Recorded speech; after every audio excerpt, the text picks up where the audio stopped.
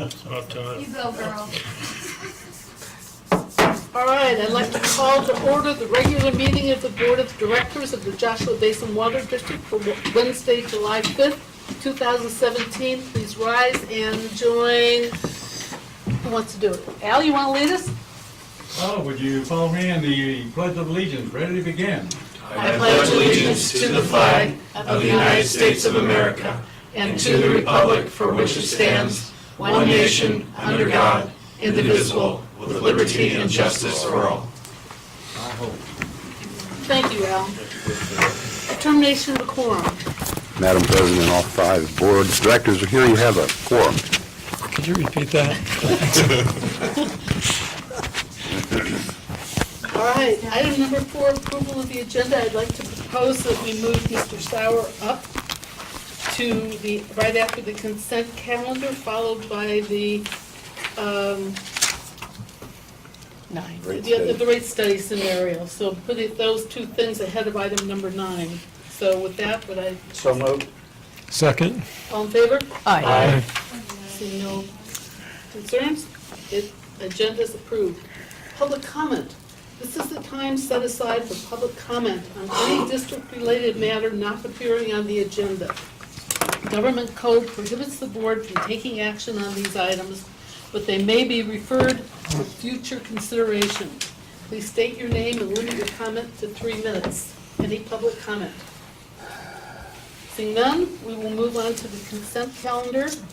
Matters on the consent calendar are considered routine in nature and will be enacted in a single motion without discussion. Any board member or member of the public may request that an item be removed from the consent calendar and acted on separately. And the 2 items on the consent calendar are the minutes from the June 21st, 2017 regular meeting of the Board of Directors and the salary schedule, which was reviewed by the Finance Committee on May 24th. Do I have a motion? So moved. Is there a second? Second. Any objection before we, all in favor? Aye. It passes, and we will move to the well 14 rehabilitation. Approval to fund additional work. Mr. Sauer. Hi there. So the recommendation is the board authorize the general manager to take such actions as needed, including the amendment to Tri-County contract to further treat well 14 at a cost not to exceed $150,000 with 20% contingency of $15,000. So here's, as we all know, we've been working on well 14 since February 2016. We had some difficulties with the first contractor. The second contractor has performed their work. We did the testing starting on about June 2nd. We tested, thank you. Let's see if I have enough strength to do this. And we've tested throughout the month. I don't have the dates in front of me, but Randy will have them. We reached a point after pumping 107 acre-feet over some 2 weeks, 2.5 weeks, that we determined that we would retreat the column, and then we would retreat, well, not retreat, we would treat the upper gravel pack, because that was not part of the contract. We've completed the column treatment, and it continued to come back with present total coliform, and as of Sunday morning, we completed putting 20,000 gallons of chlorine and new water 410, which is an enhancer for chlorine treatment, down the top part of the gravel pack. And we are waiting, we took samples this morning. The first part of the samples for total coliform and quantitres will be back tomorrow. Heterotrophic plate count test results will be back on Friday. And we have been having discussions with staff, Tri-County, and Dudek Engineering.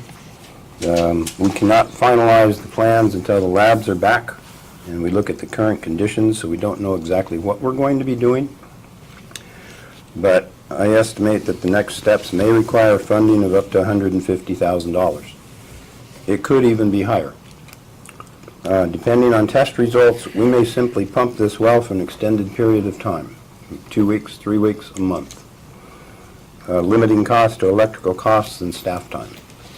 We may retreat the gravel pack and column at a cost of $12,000. We might retreat them both at the same time, which would mean that we would have the contractor bring in a baker tank.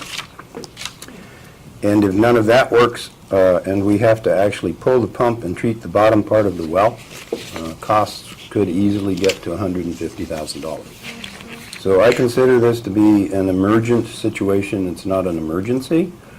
But in the administrative code, the expenditures of funds for emergencies says that it's the duty of the general manager to expend funds necessary to correct an emergency.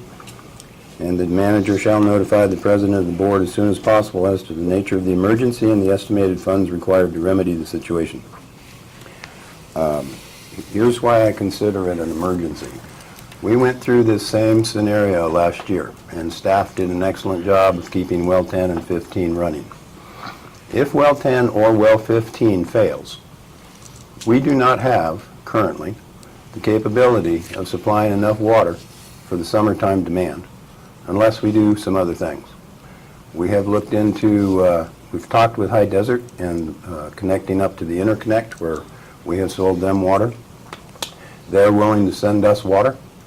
We have figured out that it's about $7,900 worth of materials to get that ready to go, including a pressure reduction valve that will take 4 weeks to fabricate.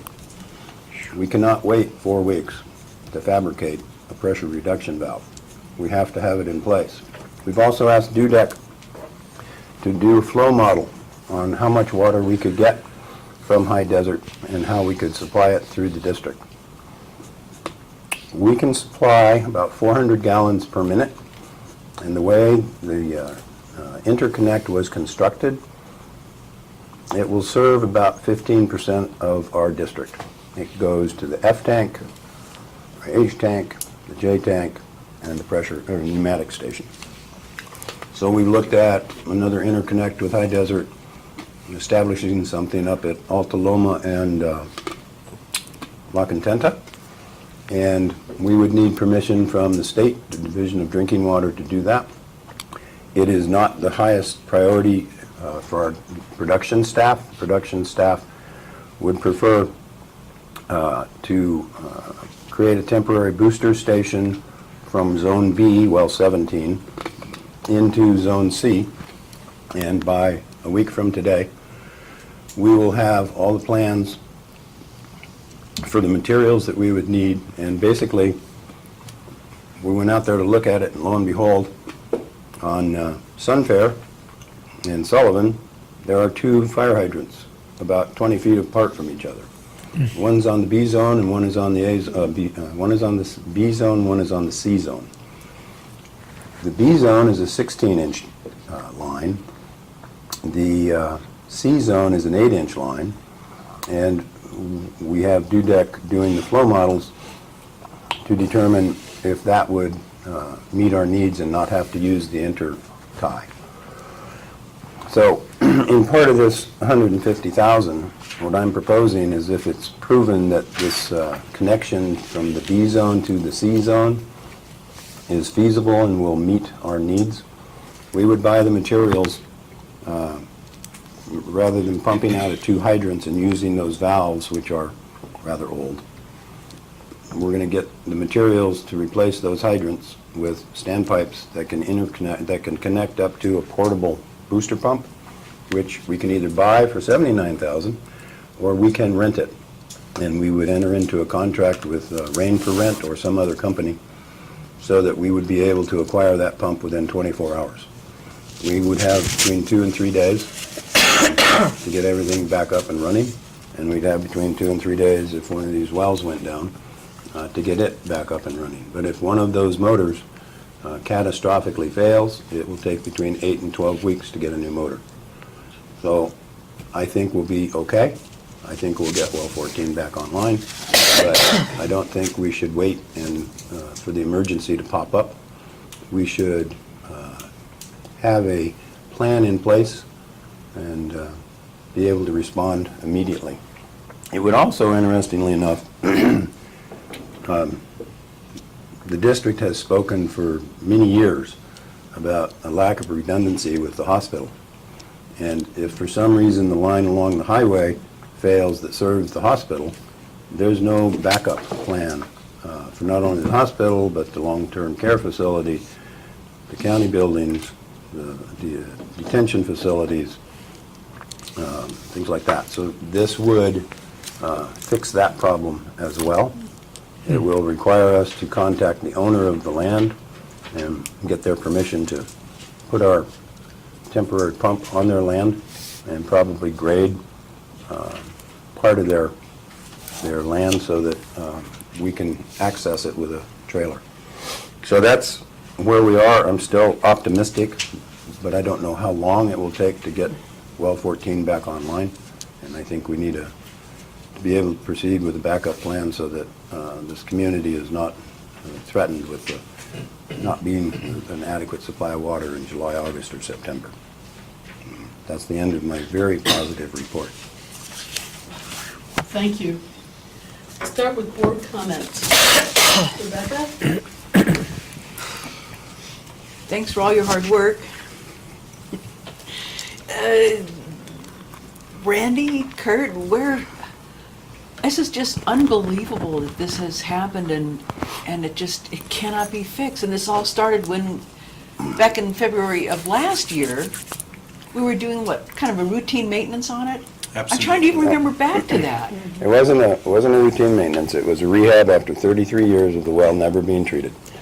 Yeah, okay. And some of the things that we have found in that well make it clear to us that these wells should be treated every 10 years or so, certainly not every 33 years. We are going to get the well back online. There's several options. There's a exhaust pipe. What's that pipe? Manifold concept? The manifold that could be put below, which was installed 33 years ago and was not put in because nobody knew why it was put in. We can lower the pump. We can try and deal with the source of the bacteria. It's entirely possible that the bacteria that's in the formation has been agitated, and when you agitate colonies of bacteria, they send out little runners. That's the theory. We've talked with Coachella Valley Water, who have wells that are 1,500 feet deep, and their technique was to run the pumps extensively. And we thought that that was a good idea because they were doing what we were doing after we had run it extensively for 2 weeks. Turns out their extensively is 3 to 4 days, and their wells cleared up. We've talked with people from the Mojave Water Agency. We're retaining the services of Mike Schneider out of Kansas, I'm not sure he's in Kansas City, who is an internationally renowned microbiologist for groundwater wells, and those are the people that we're talking with.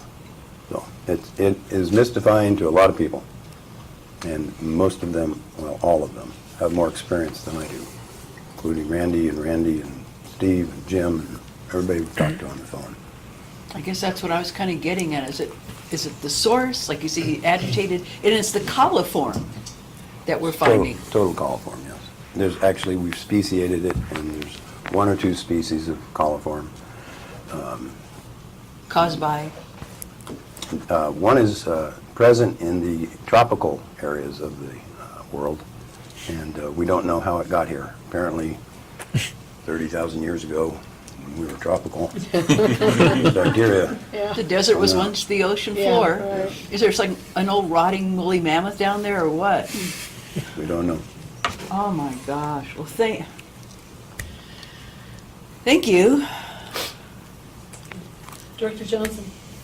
Well, I think the contingencies sound reasonable and sounds like you got a good plan. The revenues are there, I assume, the funds. Yeah, the funds are either in the emergency reserve, the opportunity reserve, or they're in the 17-18 budget, and we just won't rehab one of the tanks. Roger that. Okay. Okay. Director Flum?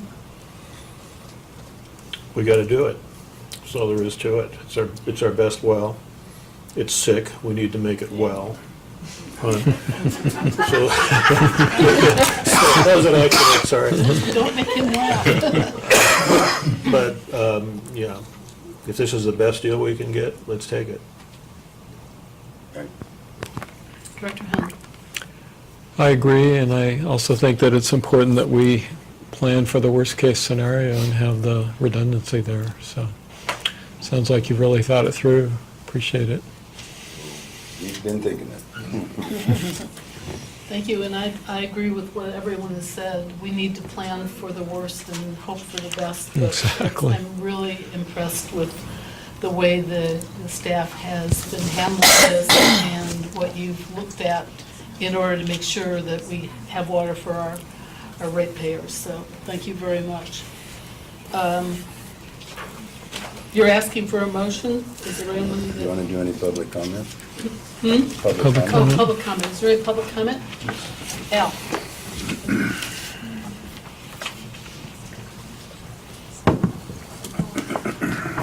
3 minutes, huh? My public comment would take more than 3 minutes, more like 7 or 8 minutes, but I'll try to condense it as best I can. I'm not here to chastise the staff or the manager of this water district, but I do have to chastise the board of directors on the decisions that they've made on this well 14, and I'm going to go into the other things that they've made arrangements for. But this well, since 2016 of February, has, the board of directors has allotted more than $500,000 to bring this well back into service again. And the point that right now, that even though they've only paid $8,000 to Lane Pump for work, and they've only paid $25,000 for repairing the motor for that well, which was authorized as $100,000, but I won't get into the details on that. But at this point in time, there's been about $428,000 that's been, other than tonight, if you agree on paying that $165,000 to Tri-County Pump to refurbish that well. And, you know, we're talking about hundreds of thousands of dollars trying to get this one well back in service, when you could have drilled a new well for a lot less than that. And to top it off, that I haven't heard anything about how much money has been paid to Dudek Engineering. They've been involved with this decisions of how to bring this well back in service again, and nothing has been said about how much money has been spent to Dudek Engineering, which I really don't have too much confidence in. Thank you. Thank you. Any other public comment? Seeing none, I think you'd like a motion authorizing the general manager to take such actions as needed. Is there anyone who wishes to make that? I'll move that we approve the recommendation for the, recommend that the board authorize the general manager to take such actions as needed, including amendment to Tri-County contract for the well 14 at the cost not to exceed $150,000 with a 10% contingency of $15,000. And just a little caveat on that, we're still within budget on this well from day one, so I'm not quite sure where those numbers come from, and I really don't even think that's a priority at this issue. But nevertheless, we are still within the initial budget. Correct me if I'm wrong, Mr. General Manager. That's correct. And so that figure, I don't know where that comes from, but even with the 150, we're still within the initial budget. Okay, do I have a second? I'll second. All in favor? Aye. Anyone opposed? Seeing none? You have authority, sir. Thank you. Okay, we will move to item number 8, discuss the rate study scenarios. Recommend the board approve the first 3 scenarios as a starting point for development of 2017 rate study alternatives. And this was reviewed by the Finance Committee on June 26, 2017. And Ms. Susan will take this one. All right. We should- Thank we should you. be here. The recommendation is that you approve the scenarios that have been presented as a starting point for our rate study discussion. The rate study is a complex process, first involving a long-term, development of a long-term. Excuse Point of me. order. I think we're out of order. So discuss the rate study, and we have to do the adoption of Resolution 17978. No, when you approved the agenda, you moved number Move that, yeah, move 9 to and six. 8 up above 7. Oh, Yeah. okay. Oh. Okay. We had X's going the other way. Okay. Apologies. Okay. Sorry. Go ahead. The rate study is a complex process. It first involves development of a long-term financial plan, and all of these, the district's current costs, as well as plans that we have for the future in the way of costs, must be considered in development of that long-term financial plan. If we leave out important components, then our rates will not support those costs in the future. It's sort of where we find ourselves now with our infrastructure, our capital projects, is that enough funding was not developed in the last rate study to provide for those costs, and here we are. So there are a few, what I would call big-ticket items, really, that I'm asking the board to consider. Chromium-6 is one of them, obviously. We have both the operating costs, which now we've got a best, guess at that number, some $632,000 a year. We also have costs associated with the planning grant and loan. Part of the planning cost is grant, part of it is a loan, a zero-interest loan, but it requires a payback. And then ultimately, if we don't get 100% of our construction cost in the way of grant, then we will have a loan associated with that as well. And there may be interest associated with that because the number is going to be much larger. It's going to go out for some 30 years, so a big ticket item there. Another one is our CIP funding. Remember that the board approved the capital improvement plan at the beginning of 2016, but no funding has ever been put in place to implement the plan. That includes, for the most part, the pipeline work and wells and boosters and reservoir work. Other, what we might call more minor capital projects are not even included in the capital improvement plan, and staff will need to develop a long-term plan to address those kinds of issues. For the most part, we have reserves established for those other sorts of things, computer replacement, vehicles and equipment. We now have a building reserve. We're trying to get all those sorts of capital items established with a reserve fund so that funds are available when those needs arise, and that leads to the next issue, which is the reserve funding. It's another issue that we need to address. The reserves have done a really good job for the district for the number of years that they've been in place. Purchase of new computers or vehicles used to be a very protracted process here because funding was always the issue. We know that we're going to need vehicles on a pretty consistent basis. They're in use, every day of the year virtually, and computers, much the same. Every 3 to 5 years, we need new computers. They're an integral part of our operation here. Those reserves have completely changed that whole dynamic of replacing that really integral infrastructure on a regular basis. And there are a few other areas of reserves that need to be either increased or developed. Another issue is increased water recharge. We want to recharge more of water. We're currently doing 500 acre-feet a year.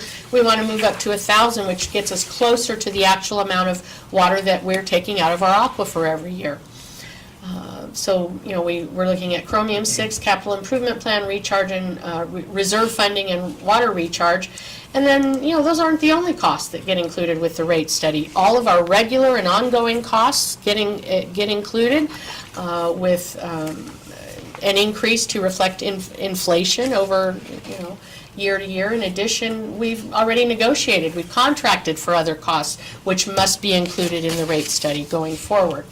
So, we start, with basic information about, what sources of revenues we have and what expenses that we will incur. We pull together that sort of financial plan, and then we adjust that as we go along.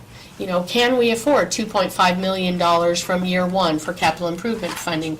Or do we need to work up to that number over time? Does that work better for us? So very dynamic process. We'll get the information, we'll start developing rates based on that, and then we will change and we will adjust. There will be many, many iterations of the rates, okay, and the finances. We can't afford 2.5 million. Let's pull that back to $1 million and work up to 2.5. That's what we're calling in here our, I think, phased approach, okay? So initially, we've got what we're calling the best management practice option. So without considering chromium-6 any construction financing, and we're hoping for grants for that work, this is the most expensive cost. It's the highest cost. What are the best management recommendations? Then we've put together an option which we're calling the phased approach. So as I spoke about earlier, we start with $1 million, for example, in capital improvement funding. We increase that year after year after year, moving towards our objective of 2.5 million a year. We might start with a smaller amount of recharge water and increase that year by year by year. Our phased approach, we're calling that.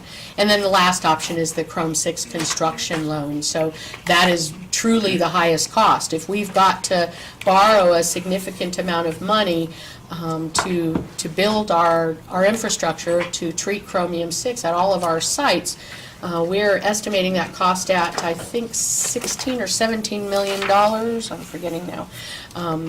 And with a 2.5% loan over 30 years, there's a substantial cost, payback associated with that.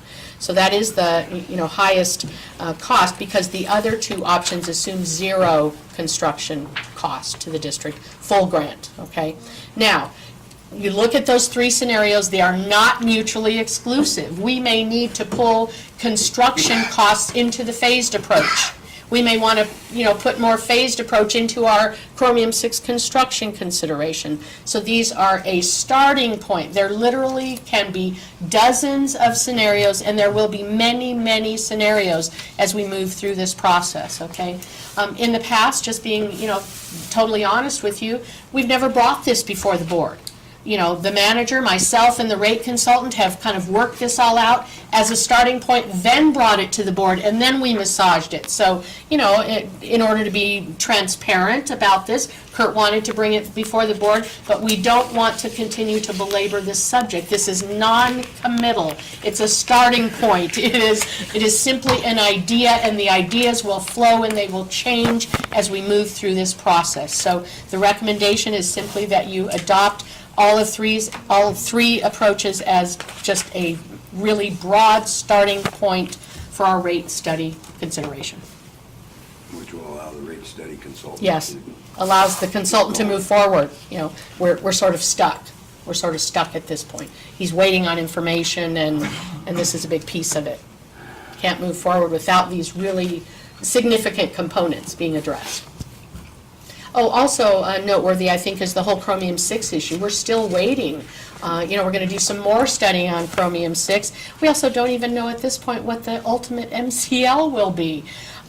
Much more information will be coming there. We're going to start moving forward with the information that we have, and then we'll start plugging in the chromium-6 pieces, or refining them, I guess I should say, as we go along. We've got to start with something. That may not be the end, and probably will not be the end numbers, but we will refine all of these numbers as we move through the process. It's extremely dynamic, okay? We'll have workshops, the board and the CAC and the community will be here to talk about these things. We'll get into detail, we'll go over it, and things will become apparent. It sounds very mysterious, and it's not that. Things become very apparent. And I already know, but I'm not going to share, what I think about all these various scenarios. I can look at these things and, based on my experience, know what really is probably manageable and what isn't, okay? It will become apparent to us as we move through the process, okay? So I'm happy to answer any questions. Thank you. I think I will turn it over to the Finance Committee to make the original. I think on behalf of the Finance Committee, we were impressed with the fact that this is pretty fluid. I'll call it fluid. Yes, And we very. have construction numbers here that are different, interest rates that are different. but it's sort of a nice palette here to have everybody take a look at and move forward. So I think the general consensus was that we were pleased with this. Okay. Tom, you're on that. Any comments on that? No, we went, well, yes. We went through this for about 2 hours and 15 minutes, I think. And it's all also well documented here too. And by the way, it is on the website. This stuff is all on the website. There's no, we all have our little books here that you see us going through here. This is stuff that's available to the public on the website, and we essentially get it about the same time you could get it. These things here. There's no surprises if you glance at the improvement plan, capital improvement plan, and you look at the numbers for rehabilitating a tank or buying, rehabilitating these pumps and pressure devices and such. It's extremely expensive. It's extremely expensive. But if we want water to come out of our faucets in our homes, we have to pay for it.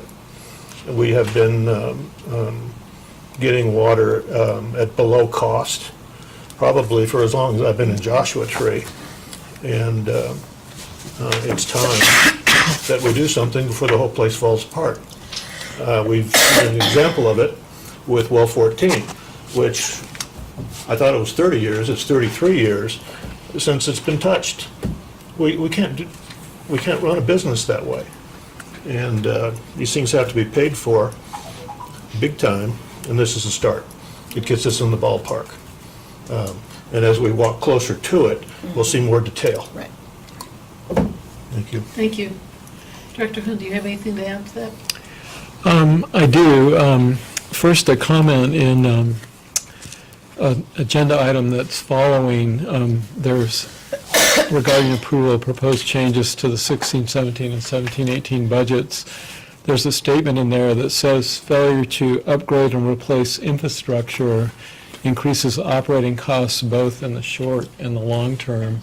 And I think that's a succinct way of describing what Tom was just describing. And I think Tom made a good point for those, hopefully, that are going to see this on YouTube later on, that you can go on the website and find these initial rate study scenarios right in the agenda packet. And I would really encourage people to take a look at that, because certainly rate increases will affect all of us. So I think it's important that we all understand why we will need to do them.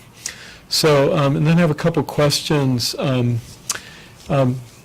Susan, you mentioned that there will be many iterations, and just succinctly, I'm curious about what the process will be for developing them. You mentioned workshops, but just generally, how will we come to that? How will we do?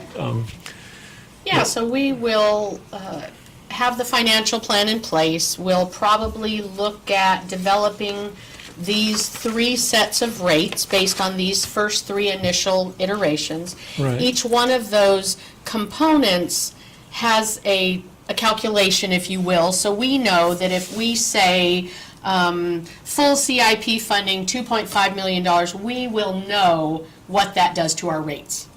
Okay? So it's sort of a standalone component, and then you can kind of cherry pick from the various options. Now, you wouldn't generally see the rates spelled out that way. You would see something more like, gosh, option 1, best management practice, results in these rates. And then you say, ooh, gosh, that seems kind of high. Alex, our rate consultant, what's the biggest component? What's the biggest piece of that? I mean, it's you know, it will become obvious through the workshops what the board's direction is, you will have to make some hard decisions. For us, you know, CIP funding is more important than additional reserves, or, you know, the chromium-6 is the most important part and everything else falls below. I mean, you know, those sorts of discussions will feed this process. So then we'll take that information back, we'll massage it again, we'll get some more numbers, and we'll come back again. So we expect, you know, 3, 4, maybe even 5, you know, workshops would take place. And that's with Alex coming. Right. And in between that, then staff and the rate consultant are, you know, working these, you know, in the background, saying, gosh, that's more important, or, you know, I really know what the board means here, and, you know, he may not have understood, but, you know, I know what you're getting at, and so here's what we're, you know, what we're really talking about. So that really is the process. Is that what you're looking for? Okay. Thank you. You're welcome. And then secondly, on the timing of finding out about whether or not we'll be able to get grants for all or part of the construction of the chromium-6 facilities, do you have any sense of when we might be finding out whether or not grants will be available? Sure, we Yeah. have a real sensing. We're just going to proceed with 10 parts per billion as the MCL. Randy is working with Gary Chan in the Division of Finance. We have a initial, there's 5 different parts of the application for grants for construction, and we're getting that into him. We're waiting for the state to decide what the MCL is going to be. We're doing a pilot study on stannous chloride without filtration at the bench level, while Coachella Valley, starting in August, will be doing a full-scale demonstration pilot on, I forget the number of homes, 20,000 homes, and three wells and 10 miles of their pipeline that's been approved by the Division of Drinking Water. And if that proves successful for them and our bench study proves successful for us, then come September or October, we'll know that we don't have to do 5 treatment plants, we only have to do 2. Or if we decide to take a well offline, well 16 offline, and replumb, it might be cheaper to do that. So while all that's going on, we're getting our name on the list, and we've been told by Division of Finance that we will get $5 million in grants, and we may get up to $10 million in grants, Okay. because we are a disadvantaged community. And a lot of that, not a lot of it, that also, there's some magic formula about what our rates must be in order to qualify for that, some 1.5 of the median household income, monthly water bill. So, September, October, and it's the government, so November, we'll hopefully have some of that information. And then if the state decides to appeal the ruling, we'll proceed ahead with 10 parts per billion. And once we get the plants constructed, they'll go to 30.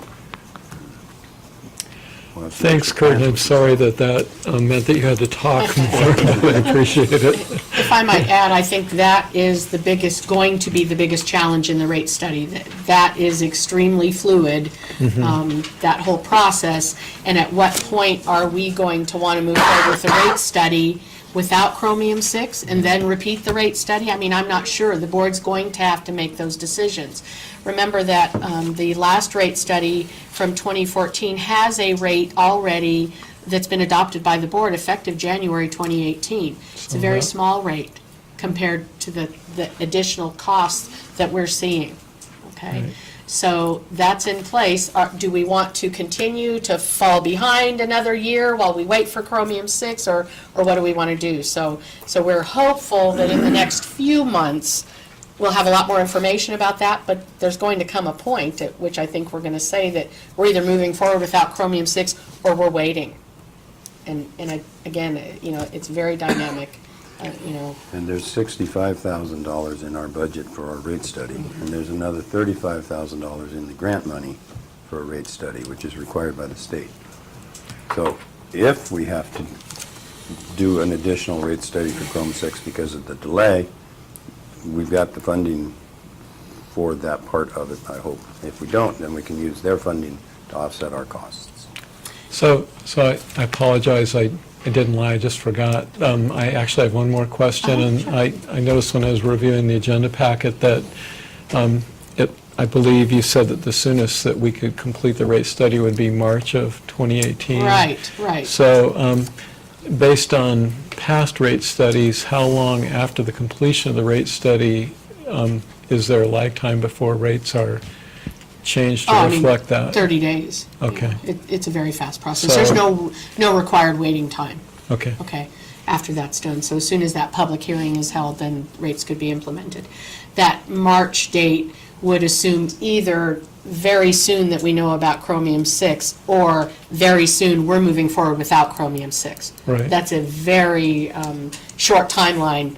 Right. We're already into July here, so Right. a rate process is 6 months to a year. It's really pushing it to think that we could get it done by then. Our objective is to do it in January. It's the best date for implementing new rates, we found over time.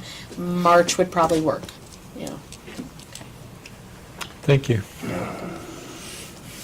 And I didn't forget you. No, no, I just that's know that a- you hadn't been at finance, so I wanted to get you caught up.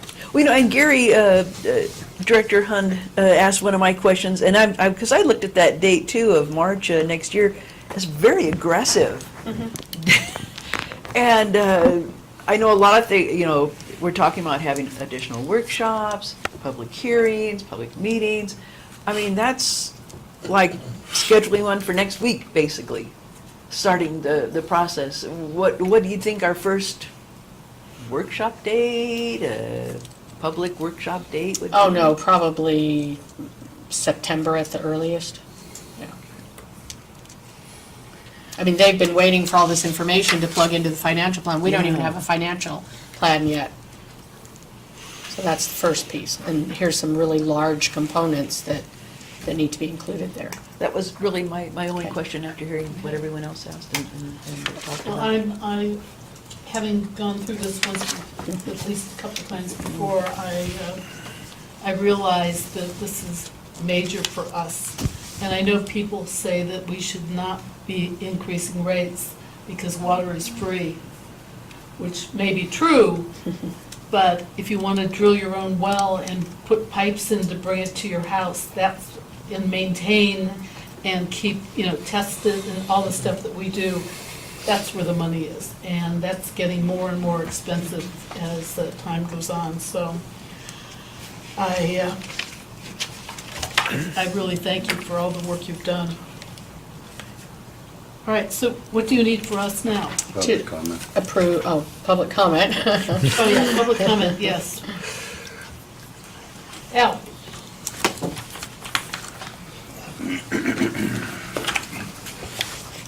Al Marquez, Sunfair Community. It's more of a question than a comment. I'd like to find out for the person that is in part of the Finance Committee to give some little comment about this.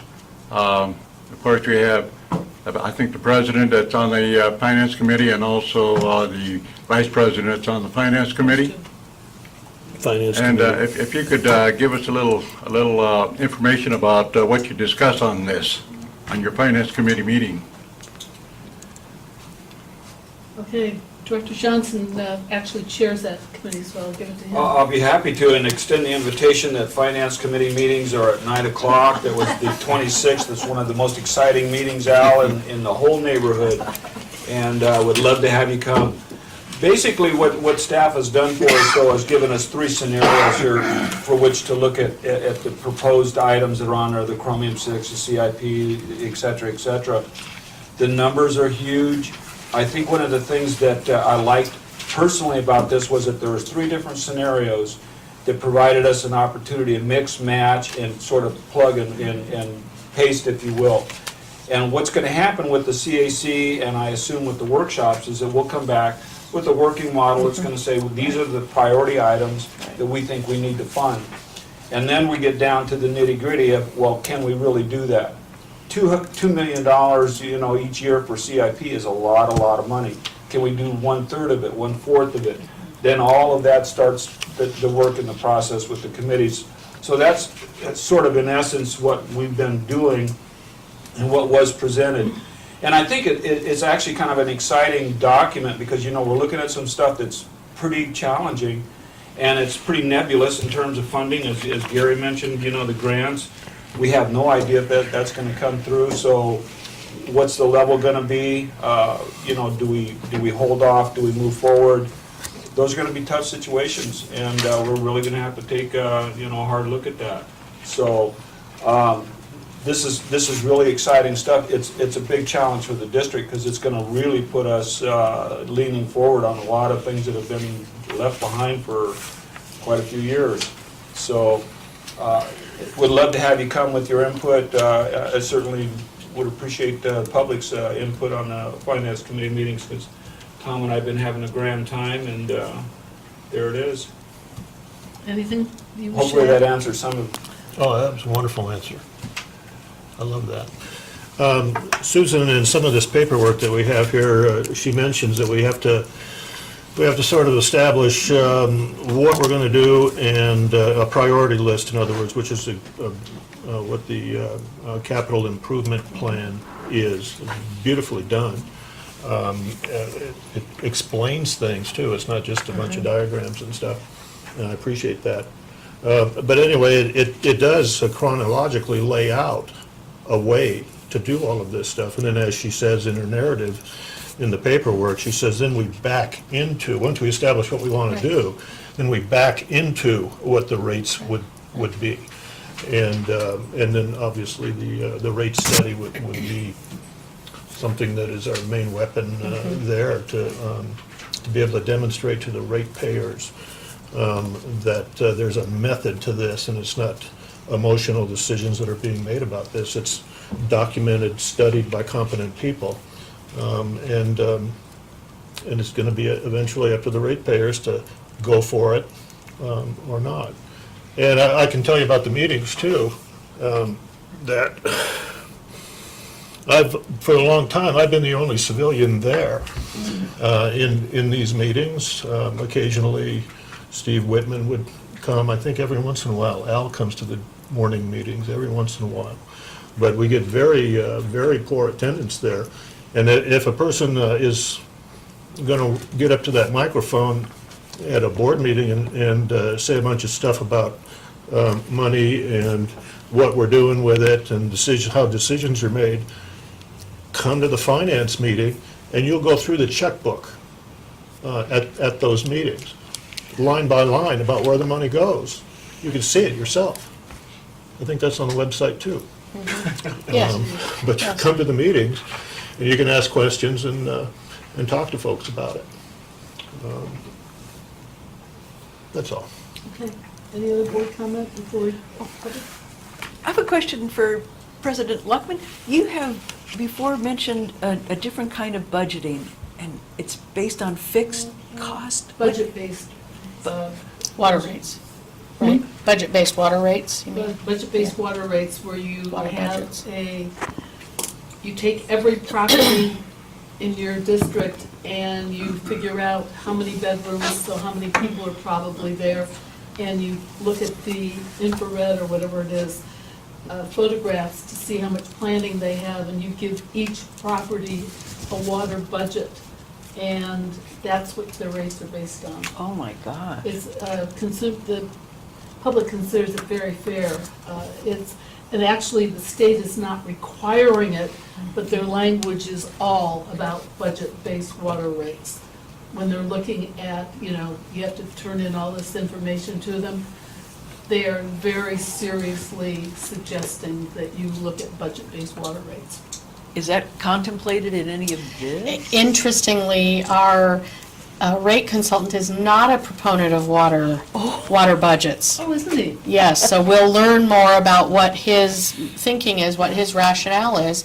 And, he has the experience of many, many, many agencies and how it works or why it doesn't. And so I'm very curious because I've seen all of the literature you're talking about and you hear about it all the time, the water budgets. So I said the Perhaps same we could thing get and a he said, ooh, presentation. gosh, I'm not really a fan of that at all. So we'll learn about that. We will absolutely discuss that issue. it's a tremendous amount of staff work. Yes. There are Yes. grants available Yes. to do the, and once you've done it, it's done, but, it's a Right. good job in the beginning, so it's not something that's particularly well liked within the Likely. district. And if Alex has problems with it, I'd love to hear why. Yeah. Cool. Oh, thank you. All right, public comment. Anything? Seeing none. Recommend the board approve the first three scenarios as a starting point for the development of the 2017 rate alternatives. Do I have a motion? I make the motion that, to recommend that the board approve the first three scenarios as a starting point for development of 2017 rate study alternatives. Thank you. Do we have a second? I second. Okay, all in favor? Aye. Anyone opposed? Seeing none? It is done. Thank you very much, sir. Hope you feel better. Feel better, please. We are moving to item number, I don't know what it started out, 7, which is now 9. Adoption of Resolution 17-978, establishing the appropriation limit for fiscal year 2017-2018. Susan? This is a routine matter that comes before the board every single year since 1980, when the appropriation limit, sometimes called the GAN limit, was enacted. The purpose of the GAN limit is to place an annual restriction on the growth of tax-funded programs and services. So we're not allowed to grow these sorts of programs with funding in an unlimited way, so to speak. So we are required to take the proceeds of taxes in excess of this appropriation limit and either pay it back to the people that we got it from. That is what you have to do with it. I'm sorry, there's no or, that is the issue. Proceeds of tax revenues here at Joshua Basin Water District really are general tax revenues and then the interest on those tax revenues. So a small amount in comparison to the appropriation limit, which is in excess of $1.6 million this year. We've got less than $500,000 in revenues that are subject to this appropriation limit. It doesn't matter that we don't exceed the limit, we still have to set the limit every single year, and that's what we're doing. The limit is, that increase every year is calculated with two components. It's the cost of living increase and the population increase in this area. So the combination of those two this year was a 4.33% increase, and interestingly, both the cost of living and population decreased compared to last year. So the rate went down a little bit compared to last year. It was 5.37, the cost of living last year. It's 3.69 this year. And population decreased a very small amount, 0.68 to 0.62. So with that, I'm happy to answer any questions. Again, a very routine matter. You're in. Director Unger. I have no questions or comments. Director Hunt. Just a brief comment, and you touched on it, and that's that we're certainly in no danger of Right, yes. having excess A long way, funds. yeah. Since our property tax revenue is only 25% of what we're authorized to Right. collect. Right. Darn it.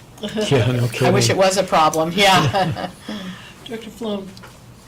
I examined all this stuff over a few hours. It's the first time I've seen it, so it has math in it, so it was hard. But it's a housekeeping thing. Yes, and, ministerial, It's yeah. good to go. I agree. Okay, any public comment? Al?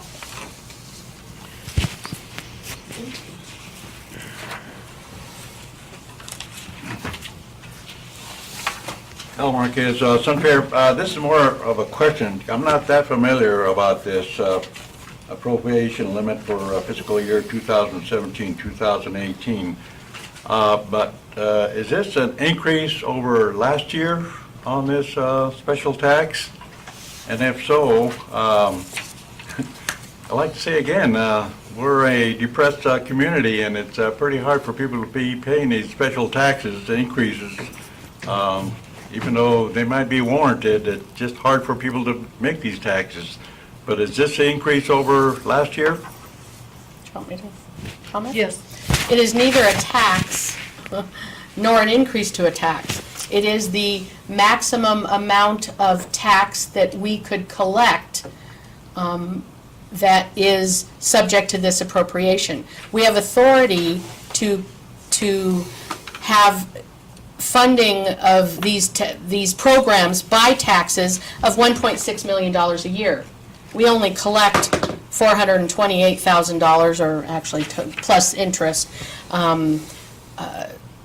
in a year. So we're at a 25% of the maximum GAN limit, the appropriation limit. This isn't a tax. It isn't a tax at all. This is not a charge that goes out to ratepayers or property owners. This restricts the expansion, the growth of tax-funded programs. That's what it does. So basically, it gives you authority to charge that much. it doesn't, because we have no way to increase our general tax revenues that come to us from the county. I mean, we don't set that tax rate at all. That comes to us from the county, and then we earn interest on that money that comes from the But- county. Those two amounts are subject to this appropriation limit. Yeah, these funds that come from the county come from the property owners. But they already come from the property owners, and increasing Okay. this appropriation limit does not increase that property tax. Thank you. Okay, anyone else? Seeing none, do I have a motion? I move that we adopt Resolution 17-978, establishing the appropriation limit for fiscal year 2017-18. Do I have a second? I'll second it. All in favor? Aye. Aye. Anyone opposed? Seeing none, passes unanimously. Item number 10, mid-budget review 16-17 and 17-18. I'm going to turn it over to Susan again. Oh boy, here we are again. We've discussed the mid-budget review twice with the Finance Committee as recently as the end of June, and once we've been before the board as well. So we use a 2-year budget cycle. We are at the end of our first-year budget, and we're already into our second-year budget now, 17-18. We review both of those budgets and make recommendations to the board for change. We have changes to the 16-17 budget, and the changes to the 17-18 budget are also proposed. By the by, this is recommended for approval by the Finance Committee based on their last meeting. So we had all but Director Unger at that meeting, so most of you already heard another presentation. The easiest read probably of that, of the budget presentation, is on pages 36 to 63 of the packet.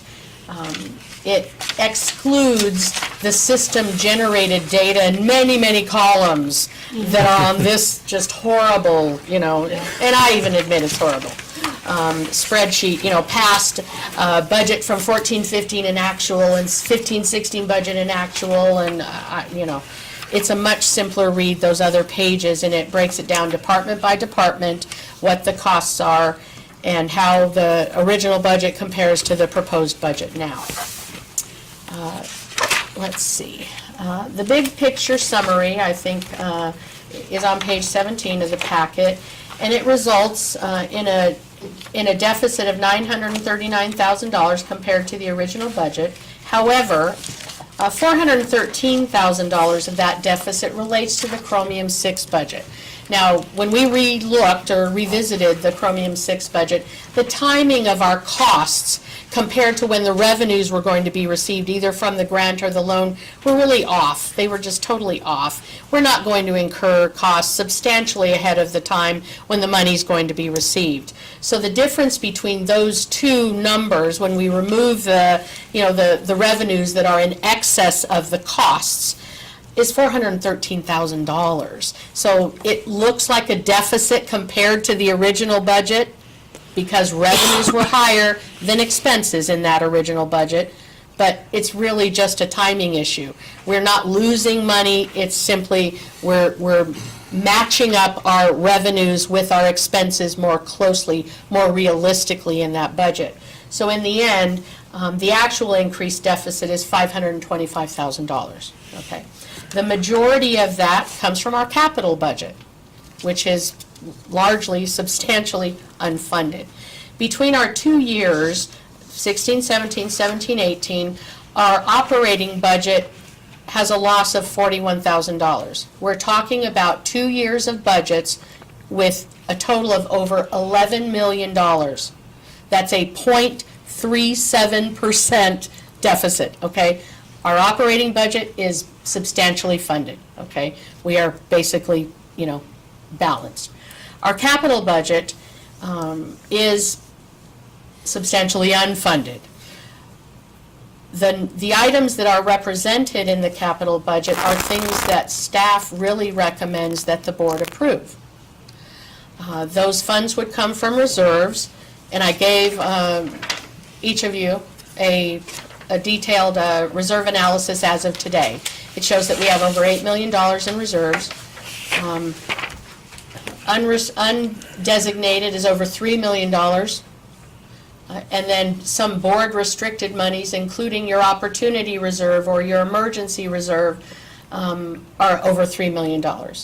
There are legally reserved funds of $1.7 million. So the majority of this $8 million, the board can decide what it wants to do with. Even things that the board is restricted, you can unrestrict and change your mind about, okay? That's totally within your purview. The only things that are legally restricted is less than $2 million here. So funding for those capital projects exists within our reserves, and the board could decide to look back at the capital projects. We could look at that whole budget process again, look at the projects individually. You could request that the projects come back to you one at a time. I really want to encourage you to get our operating budget and our Chromium 6 budgets approved. We're into our new fiscal year already. We do have an existing budget, and certainly we're within the first year of our new budget, so we have money. We already have an existing budget for 17-18. This is some, modifications to that. Our Chromium 6 budget, for obvious reasons, we need to keep that budget in place and moving forward. We've got a timeline, a deadline that we need to meet. Our capital budget, the board, again, could elect to revisit at a later date. Say they want to approve projects on a case-by-case basis. If an emergency presents itself, we will obviously be coming back to the board for that kind of funding, or we could be deferring, these capital projects for yet another year. Maybe perhaps while we go through our rate study and figure out, that the long-term strategy for financing our capital projects. At any rate, I think what I get out of this analysis is the time is now for the rate study. The rate study is fairly urgent, in my opinion. We used to finance our capital projects from net revenue, so we were generating enough revenue, and minus our expenses, we had substantial amounts of money left over. We've now worked that to where we're virtually even. Between our 2 years, we have a deficit of $41,000. Okay, we're essentially balanced. There's no extra money for capital projects. That tells me the rate study is more important than ever. The time is now. Okay, we can go over the details of the budget if you want. We've done that several times already. I'm happy to answer any specific questions that you had, but that was not the recommendation that we would go over the entire budget yet again tonight. So that's my report. Okay. Oh, one other thing that I had shared with Director Unger.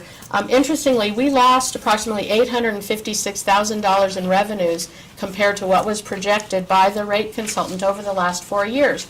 This is due to conservation, which was $505,000, and the district's failure to implement the locked meter charges until 15-16, which should have been done in fiscal year 13-14, and that was $350,000.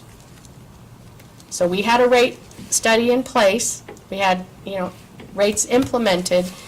Conservation, which we could have never anticipated, the extent to which that would hurt us, over $500,000, came into play, as well as the locked meter charges, which, were budgeted from year one and weren't put in place until the middle of year 3. Yeah, it made a huge difference. Yeah. Okay, comments. We'll start with you. Comments, you mean? Is that what I heard? Yeah. Or Sorry. questions, I guess. My best ear is over here.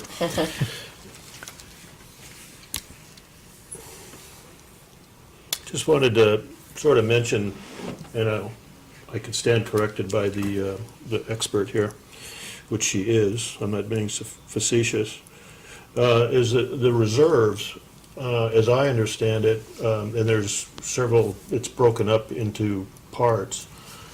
The reserves is, another word for it would be saving up for stuff. Yeah. There's things that it's quite predictable that we're going to need. Occasionally over time with some repetition. And so it's kind of apparent that if one saves for these things, sets money aside responsibly in terms of the amount, it becomes much less of a shock to the planners, our accounting people here, when money has to be spent. Also, it introduces a certain amount of predictability to the budget too, because there's money set aside for opportunities that occur, or for emergencies that occur, or things that have to be purchased. So that's the deal with the reserves. That's all. Okay, Dr. Hunt. Yeah, I just wanted to say that I did attend the last Finance Committee meeting as a member of the audience, and it was riveting. Thank you. It actually was, but I'm kind of a geek, so.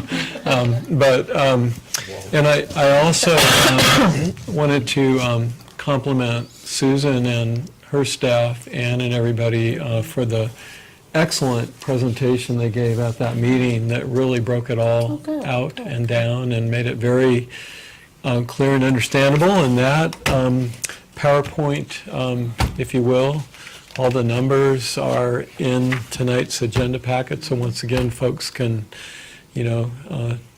dive into that and really get a good idea just what our budget's all about. So that's all I have to say. Thank you. Dr. Johnson. Oh, I think I can distill this somewhat succinctly by saying that what we have with the operating budget basically is just covering costs. And that's, correct me if I'm wrong, but this is about where we are with salaries, with retirement, with all of the other added nuances. This is where we are. We're almost at a zero out. And that's what we have for the operating budget. So when we look at Chromium 6, which is going to be an issue in itself, there's marginal amount of money for that. There is nothing there to do any part on the CIP, the Capital Improvement Fund. So we're operating on a shoestring, basically with everything that we've implemented, just daily operational basis. And then, is that a fair statement? Yes, sir. So when we go through this, it's agonizing because there should be a number of things we're doing. And the proposals that we put in the rate scenarios, I think are going to come back for some of the projects we can do for capital improvement, which is pipe replacement, et cetera, et cetera. But if anybody's thinking that there's revenues to do that, they're not there. I mean, we're meeting payroll, and that's about what we're doing, with a few nuances here and there. I know the staff gets exhausted with me asking them to try to find ways to be more conservative, to 10% reductions in departments and little challenges that way, and I'm hoping that that will still happen. And but we're looking at this, and this is sort of where we are, so this is not a surprise to some of us who have been sitting there. And one of the things that we are looking at is the reserves. I'm old school. I like money in the bank, and I still keep pushing to keep our reserves there. But as Tom mentioned, they're there for specific emergencies, needs, or whatever, I'm not a big fan of dipping into the reserves to bail out something that we didn't plan for. So, but emergencies happen. But anyway, in a nutshell, that's sort of where we are. So the rate study and all of the stuff, the timing is there to take a real hard look at this. I think I've exhausted my time. I did play. Director Under. Well, Susan helped me out a little this afternoon. Page 17 and 18, I looked at, that I understood. And then I started turning the pages, and it's like, oh my God, columns and pages full of columns and figures. And, thank you. Yes, the rate study is absolutely needed. And I agree with both Tom and Bob about reserves. And reserves are savings. They're there when you need them. And you don't want to exhaust your reserves. And I've seen so many discussions through different agencies here in the desert over the past 10 years about reserves. And some agencies others are working aggressively. Every year they put $2 million in reserves, as much as they can. It's that's why when all that little Hoover Commission stuff, looking at special districts and the reserves as slush funds, I could never understand that. That offended me. Really did. So yes, well, it's good we have savings, and I agree with Bob too. I like to see money in the bank, but I like to know that if I need to, I've got that money in the bank. But yet, the rate study. You're right, Susan. That it's timing. It's now. We've got to do it. I'm so glad. I'm looking forward to that accelerated schedule for that, and I appreciate the update and the explanations and. Thank you. Well, I'll just throw this in. As the reserves stand, the projection, it could be 2-4 years, they'll be exhausted. Right. So, Good point. that's Yeah. where I get nervous with this, so there I am. Because we're just cut. Yeah. Yeah. Well, you know that emergencies are going to arise. Yes. I've worked here too long to think that they won't. One of the first trainings that I took when I came to the Water District 30 years ago was regarding reserves and financing and things like that. And so I spoke with a lot of my peers at that training and said, so, what do you have in the way of reserves, or what do you think is the right amount? And the overlying consensus was, this is your savings account. As much money as you can get is what you should have in the way of reserves. Think of it from a personal perspective. What's the right amount of reserves to have? We should have 6 months of operating expense in our reserve. Our annual budget's $5.7 million. That's $2.5 million right there. Then some sort of emergency. What about having $8.8 million in reserves and then needing a $6 million loan for chromium-6? Might we be able to take some of that money out of reserve and reduce the amount of that loan? Is that a thing that, when you have the money, you can consider those kinds of alternatives, and without it, you don't have those options. They do not exist. If there's an emergency, a catastrophic earthquake, for example, who's going to get the first people to come and do the job? It's the people who have the money. Not the people who are going out to get a loan now. It's the folks that have the cash. So, many reasons to have substantial reserves. There just are. Thank you. And my comment is that realizing that conservation costs $505,000, Yes. and the locked meters, the fact that my board that I was on did not do that for 2 years, cost us $350,000. And those numbers to me are very telling. And it reminds me that we need to do what we need to do.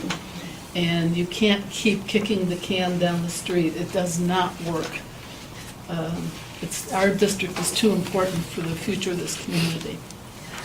So having said that, do I have a motion to approve the proposed change? Is that? Oh, is it? Thank you.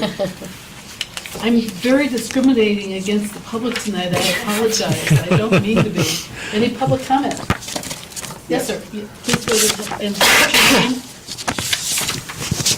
My name is Johnny Painter. I live up on Copper Mountain Mesa, and on this issue of the reserves and there was a comment that referred to some Hoover study. I'm not familiar with what that is, but I object to the word slush fund. Because my own personal feeling is that there isn't anything more important than saving for the future, especially if you have an expenditure, an extraordinary expenditure that you know is coming up, and you can plan for it, and it just makes everything better. It just makes everything better, so I applaud the board for developing that and having this process, and I think it's extremely important. Thank you. Thank you. Any other public comment? You know, some agencies even have a rate stabilization reserve, which allows them to roll over, you know, a long term when you have things like conservation. Imagine if we didn't have reserves, if our budget was really that tight, and we lost $505,000 because of conservation. Where was that money going to come from? So people create a rate stabilization reserve so that over the long haul, you can avoid having immediately to go out to a rate increase in a public hearing and implementing a, you know, rate increase so you can pay your electric bill. You know, it defers or eliminates those kinds of spikes and problems that are bound to occur over time. Okay. If there are no more comments, do I have a motion to approve the changes to the budget? I would move that we recommend that the board approve the proposed changes to budget 16-17, years 16-17 and 17-18 as recommended by the Finance Committee. Do I have a second? I second. Okay, all in favor? Aye. Aye. Seeing that there are no objections, it passes unanimously. We will move on to item number 11. Letter of opposition to the Cadiz Water Project. Recommend the board approve the president of the board to sign a letter of support in opposition to Cadiz. Sue? Sorry, I don't know anything about this. Oh, is it? I didn't write it. Suddenly. Oh, Dr. Unger?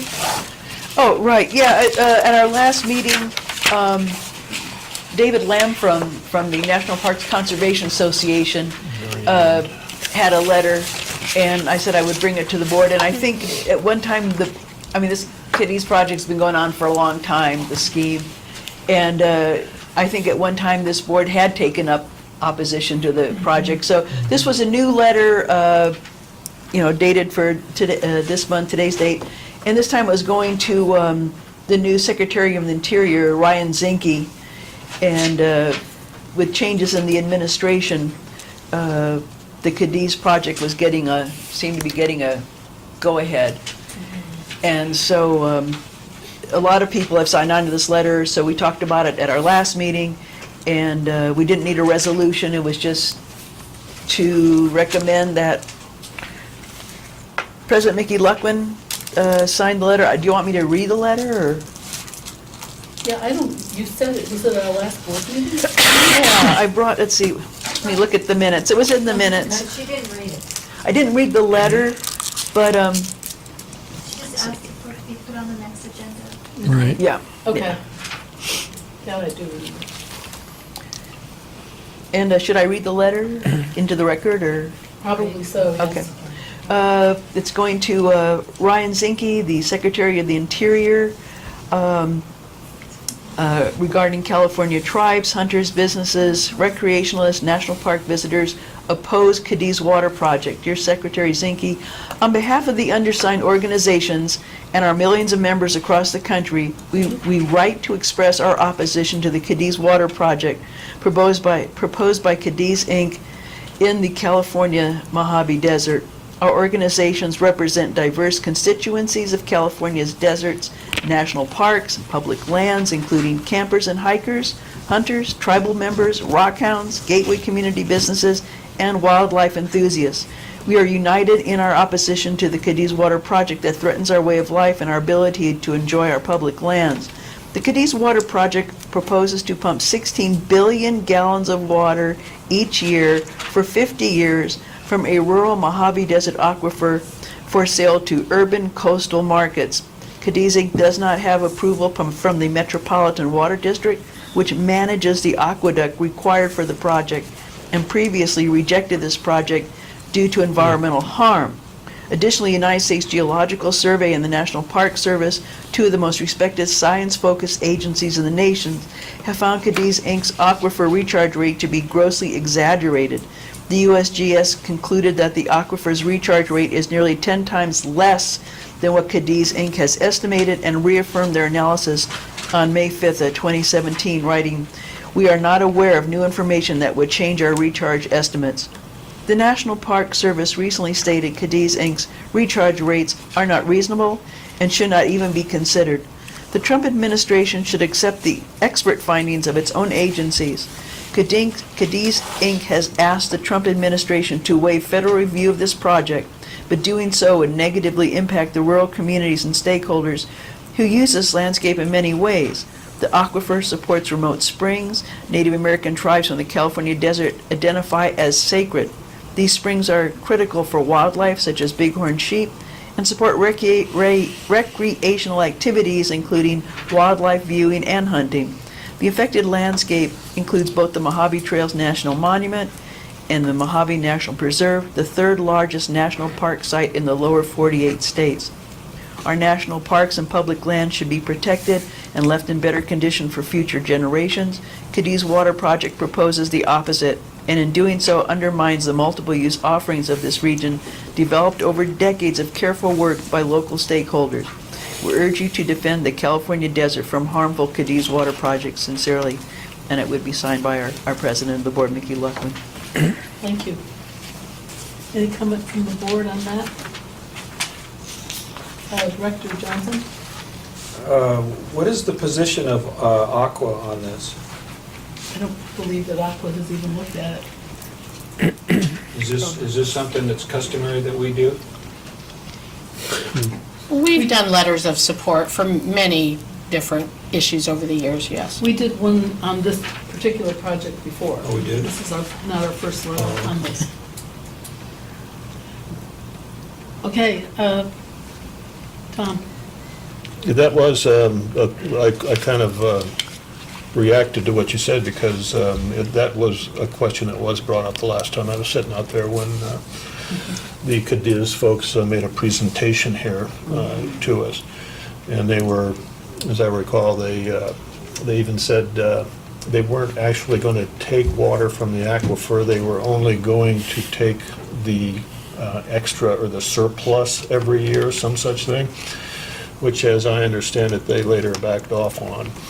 That if there was surplus water headed towards an aquifer, you'd have a lake, I would imagine. A layman would think that. But it was asked here, what does this have to do with Joshua Tree? I won't name the director who said that, he's not here right now. But actually, it's a small world, and you can't hardly do anything anywhere anymore without affecting everyone. There's no more away. You can't get away, you can't gang away, you can't have anything blow away. There's no away, and something that we imagine is, I forgot how many miles it is over there, but it's a long way. But it's still, it's our desert. The place has a future out there of some kind at some time, and here we are in what will later be considered prehistoric times, as a group in California making decisions about the future of that place, and I think there's an arrogance to that. I think we should leave it alone and let the future have it, personally. Thank you. Director Hunt? Well, I have a fair amount to say about this. I was involved in opposing this project over 12 years ago when I was with the Wilderness Society, and I'm on the board of the Mojave Desert Land Trust, and we're in opposition to this project as well. And I think the rhetorical question, what does this have to do with Joshua Tree? Well, a project like this that takes 16 billion gallons of water from a ancient aquifer in the desert could be a precedent for other areas in the desert. And I think a project like this that would take this ancient water and take it at a rate that it far exceeds the recharge rate. I very much respect the scientists with the USGS. We just had a presentation by USGS, and you could sense their integrity and their knowledge just in that one presentation. And when they say that the aquifer's recharge rate is nearly 10 times less than what Cadiz has estimated it is, Cadiz having, it's in their interest to make findings that it recharges more quickly than it actually does. I think that it's a real threat to our desert and our desert ecosystems, and it affects communities out there. Just like if somebody had a proposal similar to this in our area, it could affect our rural communities, and of course it also affects springs, which affects wildlife, and therefore the Mojave National Preserve and the Mojave Trails National Monument, it imperils the resources of those places as well. So I think it is very appropriate that a desert water district take this on and take a position, and I support us endorsing the letter. Thank you. I think you've covered much of it, and I know we have someone who wishes to speak on that. So I'd like to introduce Leslie Thornburg, who is with Katie's. Thank you. Leslie Thornburg. I'm the Manager of Operations with Katie's Incorporated. I understand that my comments may not cause you to change your position, but I think you should know that the draft letter to Secretary Zinke that's before you contains some inaccuracies that we may wish to address. First, Metropolitan Water District of Southern California did not reject this project, as your letter states. 17 years ago, MDOD considered a much larger project, which is what you spoke of, with a pipeline twice as large and without limitations and public involvement that are incorporated into the groundwater management plan. MDOD will consider the redesigned project, and we believe the review will be favorable, and given the sustainability of our project's design, Southern California's need for greater water supply and reliability. 2, the letter mischaracterizes what the USGS has said in its recent letter, which I have if you'd like to see it. I brought copies for all of the board. The letter says, quote, "We have not reviewed the current proposed Katie's Water project. Similarly, we have not conducted a new site-specific studies or data collection in the Katie's area since our 2000 year review. Updating our year 2000 estimate of recharge in the Katie's area would be a significant undertaking and requiring a detailed review of new studies since then, along with the new data collection, analysis, and modeling. Currently, the USGS does not have sufficient resources available to take on a substantial new project in the Katie's area," end quote. We undertook exactly that sort of detailed review using the USGS's new hydrological model for the southwestern U.S. deserts. Our study was independently reviewed by the County of San Bernardino and was upheld by the courts of California. All agree that our estimated recharge rate of about 30,000 acre-feet a year. Also, the aquifer does not support springs, as your letter states. The nearest spring is more than 11 miles away from our well field and 1,000 feet above the desert floor. The aquifer itself is hundreds of feet below the desert floor. There is no hydrological connection between the two. Even the National Park Service's own website on the Mojave Desert says the same thing. The springs are fed from above, not below. And I have the link to that website if you'd like to see it. Similarly, there are no hydrologic connection between the Katie's and Joshua Tree. There is, however, a very direct connection between how Joshua Tree gets its water and what we're proposing to do in Katie's. You supplement your local supplies, bringing in water from Northern California and using it very responsibly to recharge your groundwater basin. We propose to deliver our water to Southern California's public water agencies so that they, just as responsibly, can use it to supplement their own supplies. Given the similarity in many inaccuracies to the draft letter to Secretary Zinke, I respectfully ask you to consider to not send the letter. And I'm happy to answer any questions you might have. I'd also like to invite anybody, whether it's board, staff, or public, to come out and get all the information they need before they make a decision on this project, because there's a lot of misinformation out there. Thank you, Leslie. Any questions for Leslie? From the board? Yeah, I have some. Okay. Is it accurate that Cadiz proposes to pump 16 billion gallons of water each year for 50 years? Under our approved EIR, where we can pump 50,000 acre feet a year out for 50 years. Some will be more, some will be less, depending on the year. And I think it's important that to know that 20% of that water has been set aside for San Bernardino County agencies such as yourself. So I think there's so much more to this project that you need to understand. This is a phase one of this project. The original project you were talking about was to take surplus water off the Colorado. This is a whole nother project, and I think it's important before you guys make any decision that you come and get the information to make an educated decision on what's happening. So there's another phase where we can actually physically bring water via pipeline that's in the ground to Mojave Water Industry and subsequently into the Morongo Basin if, say, the Morongo Basin agency needed actual water. So the previous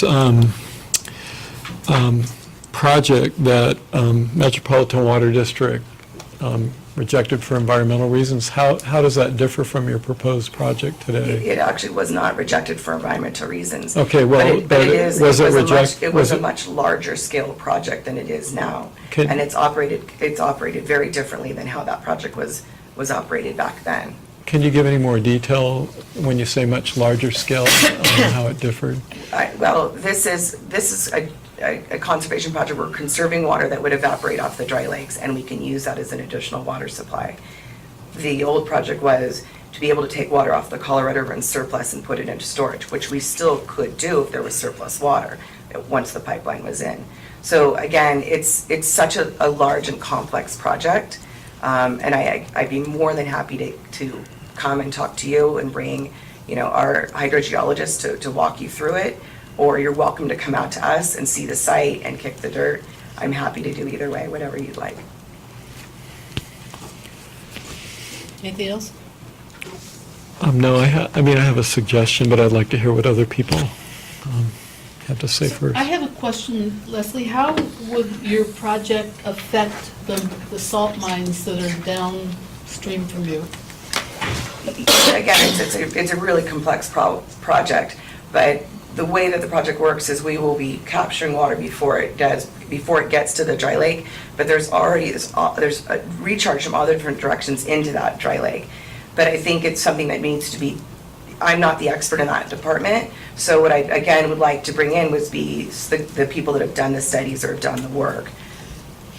So, I think that it's a really important project, and I would hope that you would like to come and get the information and make an informed decision before you made a decision on what you've heard. I'd rather you look at the facts and make an informed decision, and again, come to your own conclusion, I think is what I'd like you to do. Thank you. Any other comments from the board? Where does the recharge come from? What's your rainfall out there? Well, the aquifer in itself, and again, it's so huge, the mountains above us in the upper elevations reach 7,500 feet, and we get an annual snowpack and recharge up there. And the watershed is so big, it's larger than the state of Rhode Island. So that's a huge, huge area. And it's been, studied extensively over the years and over the different, projects that we've done. And I think with the last, I'd say 10 years, we've done so much more studies on it. And I think it's really probably one of the most studied basins around.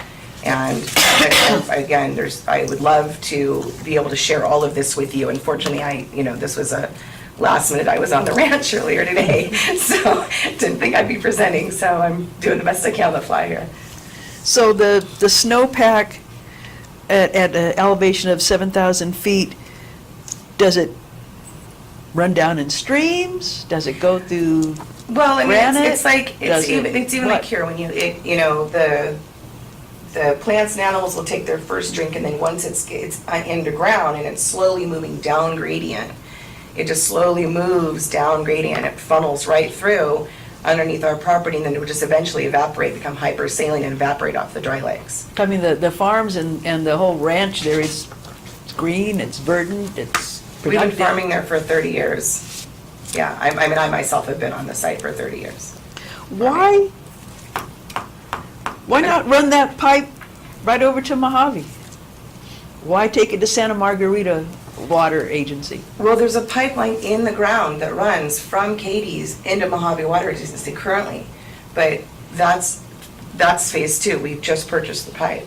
So there has to be a whole nother study on that. So that will be, hopefully, in our future, but that's not what, that's a hand. So we've got it, we've done our studies, we've done the work on this pipeline, this project, I mean, this phase 1, let's call it.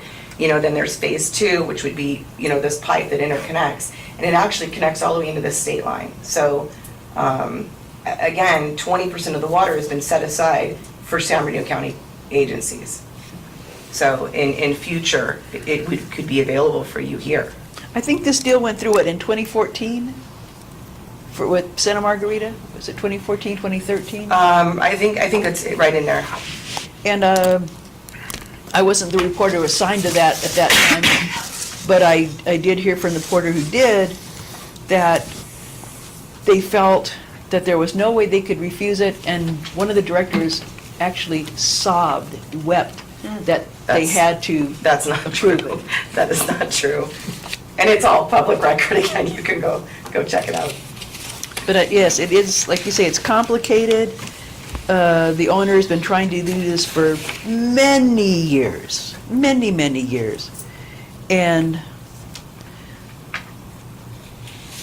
Again, I just think it's important before this board makes a decision on something, I really feel it would behoove you to come and get the information, get the science, because the science and the data doesn't lie.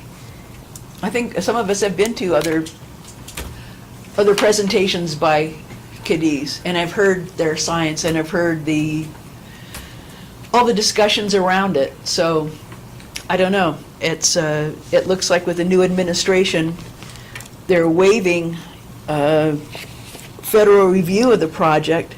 There's no reason to have federal review, there never has been. There is no federal nexus. That has nothing to do with the new administration, that's never changed. It's just a soundbite. I'm sorry, it's just what? A soundbite. Oh. We've never had to go through NEPA. We've already gone through CEQA, and CEQA is more stringent.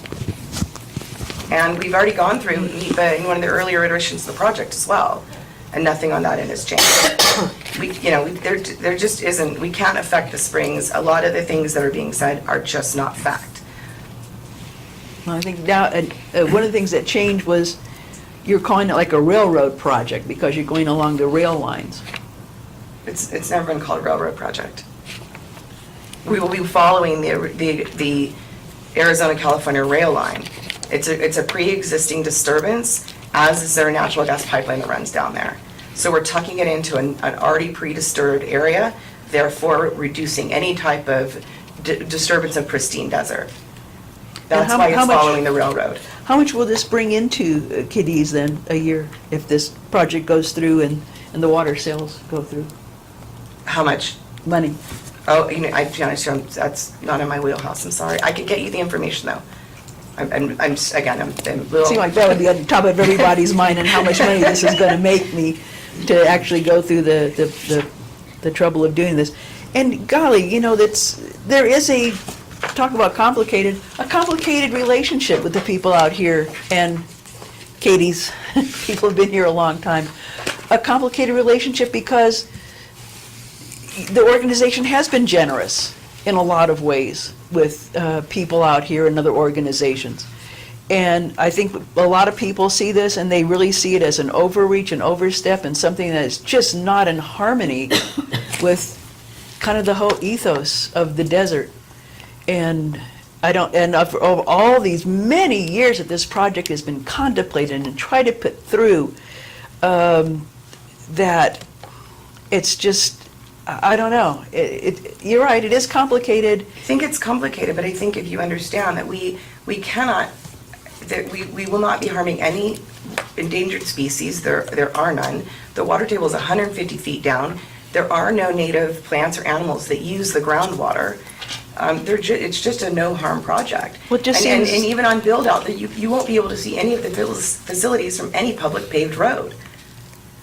It's just, there is, I mean, You've got to know how much you're contemplating on making on revenue on this, Leslie. I just can't imagine. I mean, I don't know the number. Again, that's not in my wheelhouse. I mean, I'm not. But you're the operations manager, Of the Katie's Farm.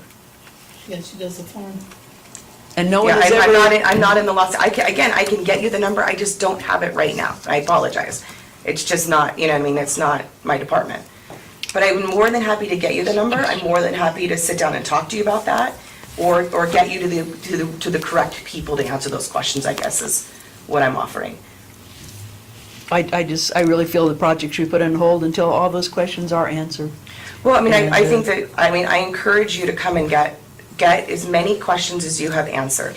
And we will be more than happy to sit with you until you feel comfortable. You know, I'm an open book. I would love for you guys all to come and feel comfortable about the project. I don't know if I ever will, but And that's, but I think that if you have questions, you should be able to ask those questions and get them answered. And if I can't get them answered here today, I'd be more than happy to get you those But just answers. in the few years that I've been here and have been aware of this, there's been a lot of, I've been to, like I said, been to a lot of presentations like this. And, I have not come to any comfort level with it. And, Well, I mean, again, I think that I think people see it as desert water leaving. But you realize that most everyone knows water comes from Northern California. This is a way to make Southern California self-reliant.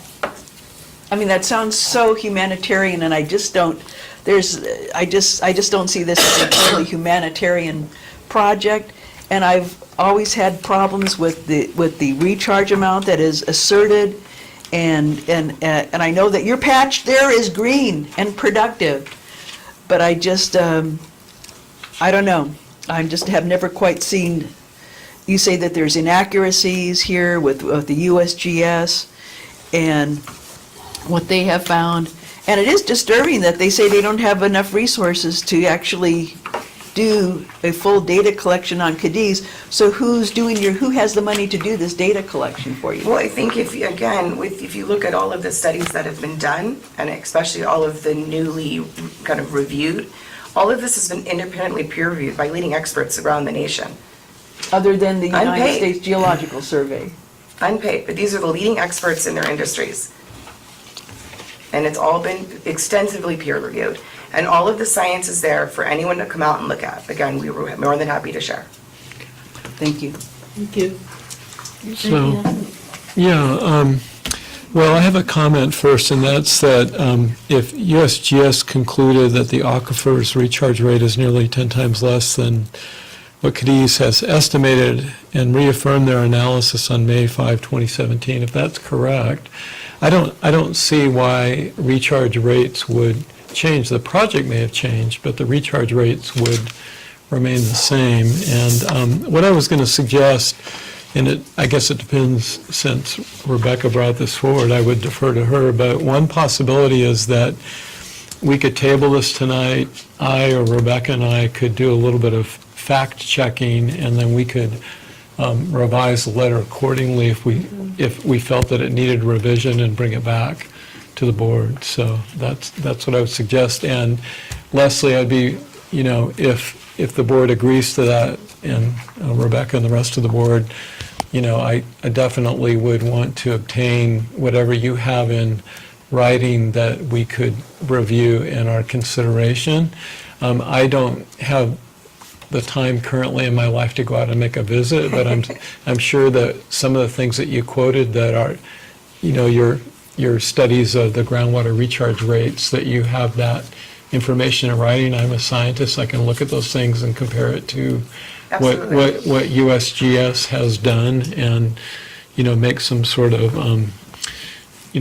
come up with an opinion about what I think are the actual facts. And so, anyway, I'm just offering to do that and work with Rebecca if she'd like to work together on that. I don't have a copy of the other people, 100 people ahead of us who have been signatories on this letter already, but they do include scientists, conservation agencies, quite a long list. I definitely would say research it.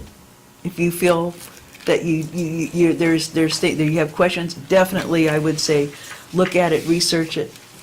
Well- You are the person that can actually analyze that data. Right, but I will say, Rebecca, if you have the list of folks that have already signed this letter, if there's a credible group of people involved, then I don't necessarily feel like Well, we can- and I I need to can do provide a list additional. of I'm credible sorry, just a people. second. I wouldn't necessarily need to do more research before, going forward with entertaining a motion to Has pass the it land trust tonight. taken a position on this? Right. But I was just offering that as an That was alternative. a question, did they take a place? What's that? It was a question, did the land trust take a position on it? Yes, they're opposed to it. And did you ask them to get that information for you when you made that decision? Well, the decision was made before I joined, so.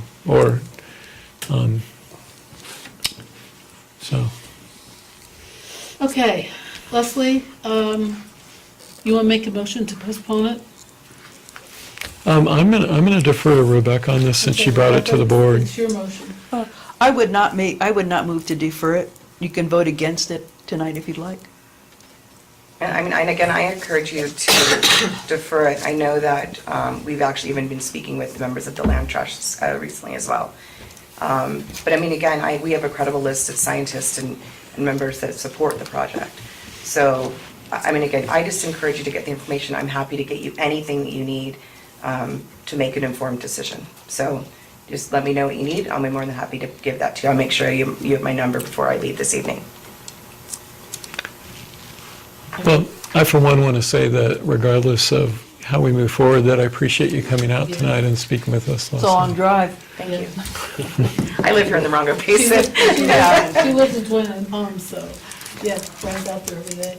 Leslie, thank you so much Thank for you so much being for your here. time. Thank you. I understand that this is very difficult for you. It's difficult for us, too. It's tough to say no to Leslie. Yes, it is. And I think that my biggest concern with it is the fact that their scientists don't agree with what, at least the old thing that USGS said, so that's my uneasiness. Okay, it's up to you, what you want to do. I would recommend that the board approve, the president of the board sign the letter. Oh, public comment. Make a public comment, please, before you make a motion. Please do. Thank you.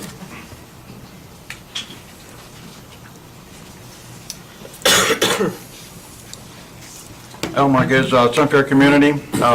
Everybody knows in the community that I am supporting the environmentalists in the Morongo Basin and the whole Mojave Desert. But I'd like to point out that the board of directors in the past have said that they're not in the land use business. So they don't recommend discussing things on land use other than what pertains to Joshua Basin Water District. Even though this letter is going to be sent to the Secretary of the Interior, which I understand that the Secretary of the Interior was appointed by President 45. And President 45 just overruled the Obama administration on that pipeline at the Dakotas. So I know that the president's not going to do anything about this Cadiz Water District importing of water, and he's just going to let it go. He don't care about the environment or how it affects people in the community. The district board had to think twice about forwarding the letter to the Secretary of the Interior on this, especially when it pertains to Joshua Basin Water District trying to get grant funds in the future, either from the state or from the federal government.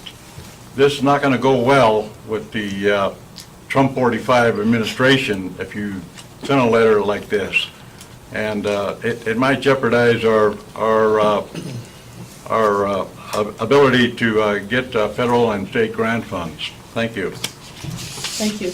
Anyone else wish to make a comment on this? Yes, sir.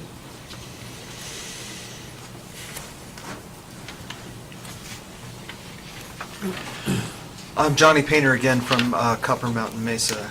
I would like to point out something that the young lady from Cadiz mentioned.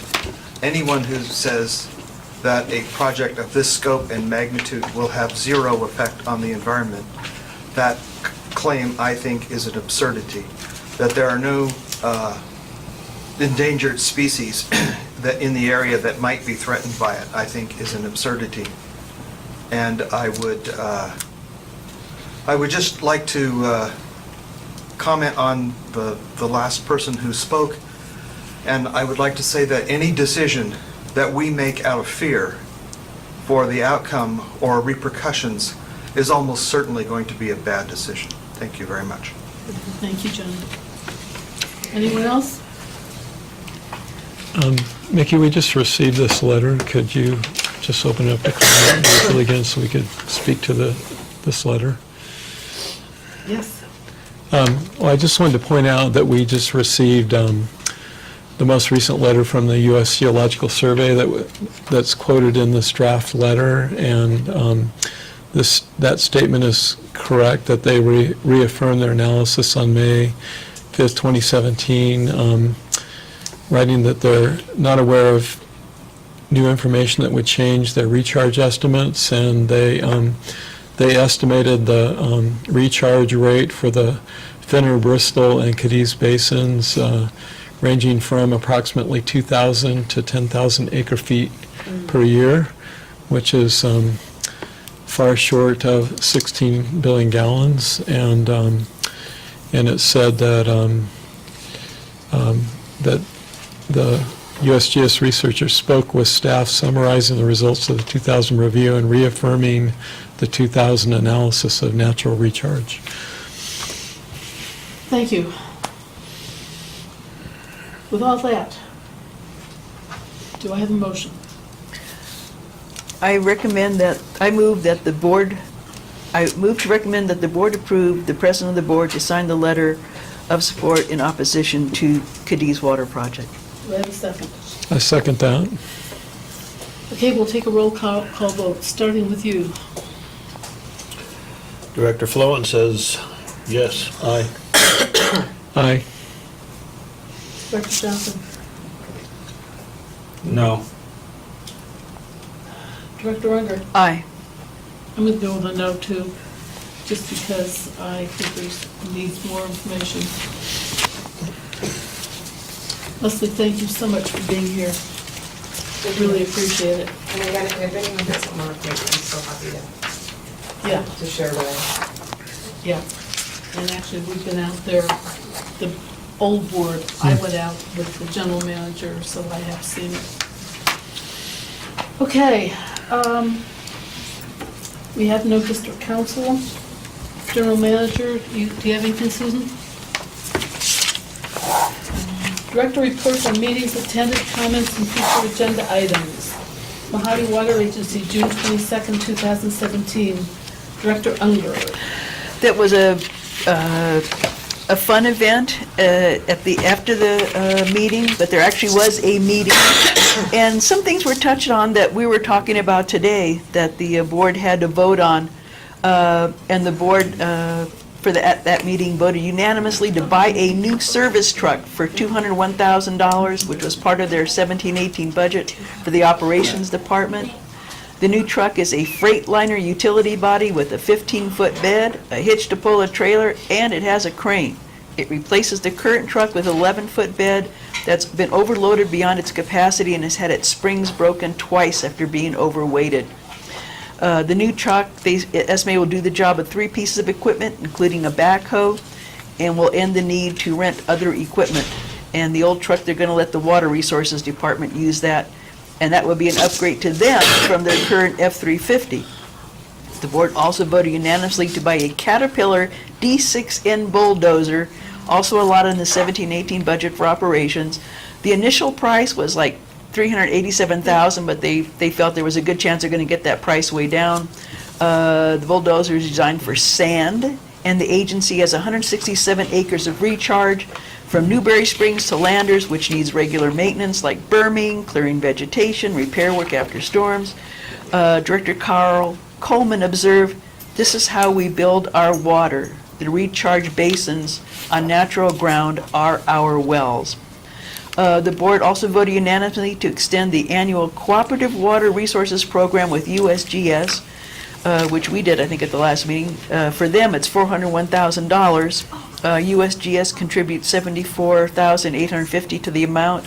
Anna Garcia, Mojave Water Agency's principal hydrogeologist, said their relationship started in 1991 and includes data collection, mapping, monitoring, sampling, and subsidence studies. They recently completed a water quality sweep in the Morongo Basin, including Pioneer Town. A highlight of Garcia's slide presentation showed USGS scientists dangling in a gondola over a deep and swift-moving stream in Mojave Water Agency's rugged Deep Creek area in the outer reaches of Apple Valley in early January. And the board also, they had to vote unanimously to pay a contractor of theirs for a trench failure in a street in Hesperia that happened between Christmas and the New Year.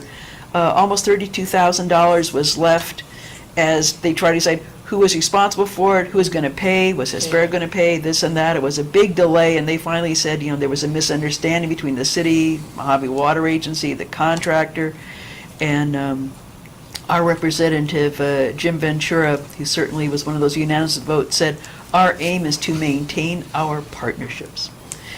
The meeting concluded with and I'll let other people talk about the really nice program for General Manager Kirby Brill, who retired that day and had his truck loaded up to move to Montana directly from Apple Valley. Okay, I think we all went to that, so other people may want to comment. Let's do the committees first. Finance Committee? I think we've heard about all we wanted to hear about the Finance Committee this evening. Thanks to the staff and to everyone that's participated. I can make my final comments now.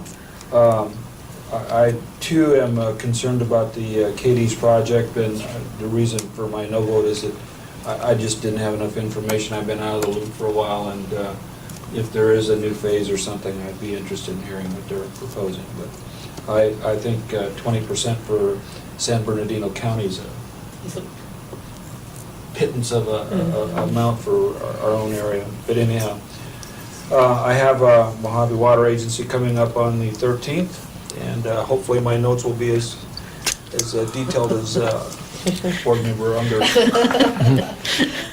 Her reporter background shows. Okay, the Legislative Public Relations, the Public Information Committee. Kathleen. We did not meet this morning, but it doesn't mean public stuff isn't going on. So, just want to remind you that we are going to be rescheduling for August for our next meeting. Also, anyone interested in the summer wildcrafting classes, the end of this month, we'll be having classes. They can contact the Water District, check on the website, but we'll get them in the class, and the dates are in your packet. The grants from Mojave Water Agency, the Alliance for Water Awareness and Conservation have been announced. We received funding that we requested for Water Education Day, which supports a lot of the outreach. And then, not to be confused, we have Water Education Day, but then there's the Water Education Festival, and that is for the junior high outreach of the 3 water districts. We are included in that grant giving because we're one of the performers at this event, so they funded that as well.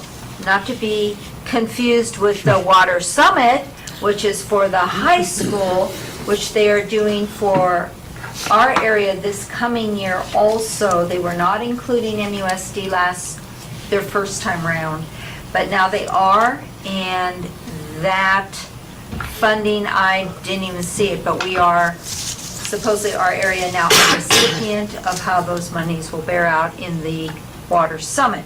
So we have the Water Education Day, the Water Education Festival, and then the Water Summit. We also got funding for our district tours because everyone knows that is critical, full funding. So I'm looking forward to moving that program forward again this season, coming season. I just don't know if it'll be fall or spring yet. Randy will probably have a better idea on that. Our Water School 101 will be online and launched with the August Teardrop newsletter. Okay. Nice. That wins. Anyway, we are geared up for it, and we have slated 3 classroom dates in September for those who do not want to do it online, because some people just don't have access. And then after September, depending on necessity, we will run more classroom little seminars on the program. It takes the place of the district tour. It's another way of educating. So that is the targeted time. The farmers market booth theme this month is on the value of tap water. It supports, as we move forward, trying to express that we are a service-driven enterprise. Yes, water is free if you catch it in a bucket in a rainstorm, somewhere. I don't know where. But we provide a service, and when people see what it costs to buy bottled water that they themselves have to go pick up and buy and store, we've got all the numbers out there at the market, and it actually, there's been a few epiphanies happening when they go, really? Never looked at it that way. So it's a good outreach this month.